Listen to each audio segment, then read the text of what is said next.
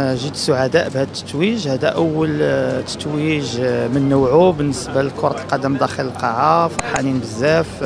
دوري قاري، مدارس مختلفة، ولكن المقابلة الأهم كانت هي ضد المنتخب الإيراني. كان مسيطر على هذا الدوري هذا. اليوم ما عرفتش واش فراسكم، لا فيفا علنات على التصنيف، عطاونا 36 نقطة إضافية. هذا شرف كبير، ولينا كنقربوا ل 1500، وهي اللي فيها التنقيط ديال الفرق العظمى. هذا خصو واحد العمل وعمل كبير باش نوصلوا لهذا الشيء.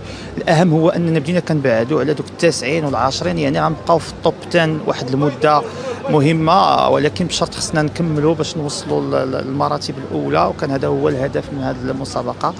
المهم الحمد لله، تتويج بعد تتويج تيكرس المجهودات اللي دارت داخل هذا المنتخب الوطني بفضل يعني المجهودات ديال الجامعة الملكية، ثم للمنتخب، وخصوصا الجمهور المغربي اللي مساندنا. وما نقدرش نوصف لكم الفرحة ملي تتكون الرايه ديال يعني العلم الوطني في بلاد اخرى وتتعاود كلمه مروكو، فهذا فخر لمملكتنا ولملكنا وشعبنا، ونتمنى من الله اننا نبقاو في هذا التوهج ان شاء الله.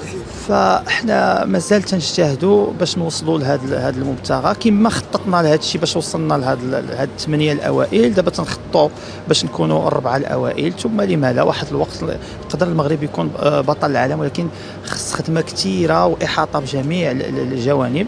تنظن من ناحيه لا فيدراسيون، يعني الرئيس موفر لنا جميع الظروف باش نوصلوا لهذه النتيجه هذه.